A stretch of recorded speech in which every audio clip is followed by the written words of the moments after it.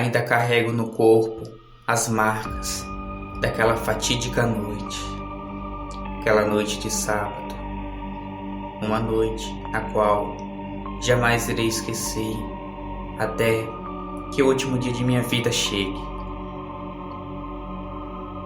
Voltava tranquilamente por aquela estrada, sozinho, só eu e meu cavalo. Tranquilos, estávamos caminhando pelo luar da lua cheia, quando aquele demônio surgiu de meio àquela mata e nos atacou. Meu cavalo não teve sorte, morreu ali mesmo, e eu tive que lutar por minha vida para não acabar como ele. Sempre nessa região onde moro, na qual não quero identificar por medo, sempre teve relatos de lobisomens. Sim, não outra criatura, mas sim lobisomem. E eu nunca fui de acreditar nessas coisas. Sempre quando criança ouvi essas histórias. E fui crescendo, ouvindo, e sempre querendo negar a existência desse animal, ou desse demônio, não sei, dessa pessoa talvez. Mas aquela noite me provou o contrário, e eu tive a sorte de ter escapado com vida daquele que eu dizia não existir. Morar em zona rural tem seus benefícios, isso durante o dia, porque à noite não é muito bom não.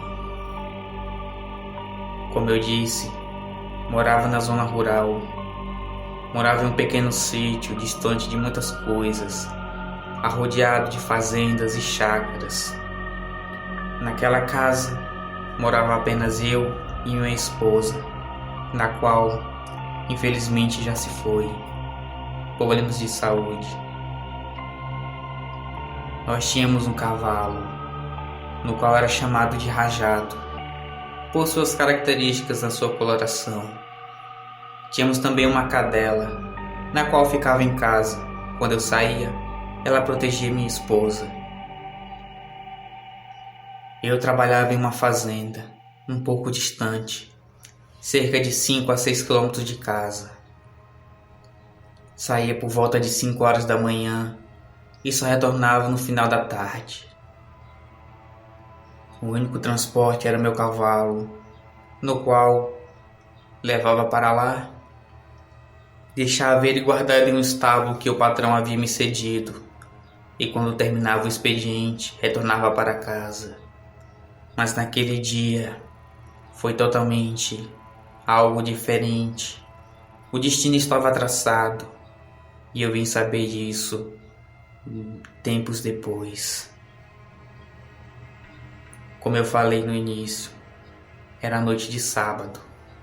Mas vamos voltar ao dia, aquele fatídico dia. Era sábado de minha folga, eu ficaria em casa, e isso me deixava tranquilo, assim como minha esposa. Eu iria cuidar das hortas, do nosso quintal, e ficar um pouco com ela, já que ficava bastante solitária durante os dias em que eu trabalhava. Mas algo inesperado aconteceu. Quando foi por volta de 2:30 da tarde, chegou um dos peões que trabalhavam comigo naquela fazenda. Ele veio me buscar, pois precisava de minha ajuda, tanto minha como de outros que moravam mais perto, pois alguns dos animais, alguns gados haviam fugido pela cerca e estavam pastando nas terras dos outros vizinhos. Assim, a minha tarde de folga ia por água abaixo. Selei meu cavalo, me despedi de minha esposa, coloquei minha faca no meu coldre, uma faquinha que eu sempre usava para me proteger, e saí galopando com meu cavalo e o meu colega de trabalho em direção à fazenda. Cerca de 20 cabeças de gado haviam conseguido escapar por uma brecha na cerca que havia sido aberta. Só não sabíamos por quem. Quando chegamos na fazenda, o nosso patrão estava injuriado. Pedia que a todo custo a gente fosse buscar os animais o quanto antes, pois se o vizinho visse, ele não iria ser um vizinho bom. Provavelmente quando ele disse aquilo, ele quis dizer que o vizinho iria matar os animais. E assim, saímos galopando, cerca de 10 peões. Era o suficiente para aquele serviço. Enquanto a gente ia galopando e recolhendo os animais, a tarde ia passando, a noite se aproximava. O cansaço já começava a bater nos nossos animais, mas a gente não podia parar enquanto os animais não estivessem recolhidos. No horizonte, uma lua cheia subia e o sol já se distanciava. Quando por fim a noite caiu, restavam apenas 2 animais que não estávamos encontrando.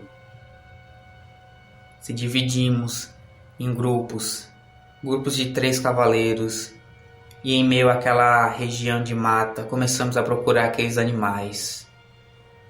Um deles estava atolado numa poça de lama que tinha em meio a alguns galhos de árvore seca, e o outro estava pastando um pouco mais distante, cerca de 1 quilômetro de onde a gente estava. O primeiro deu muito trabalho para a gente conseguir tirar, pois atolado na lama foi preciso chamar um trator para nos auxiliar. E depois que conseguimos tirar aquele animal que já estava exausto, conseguimos levar ele para a fazenda, e isso já era por volta de 9 horas da noite. Naquela época não tinha celular, então não tinha como avisar minha esposa que chegaria tarde em casa. O patrão ainda nos convidou para jantar, pois estávamos cansados, mas eu não queria.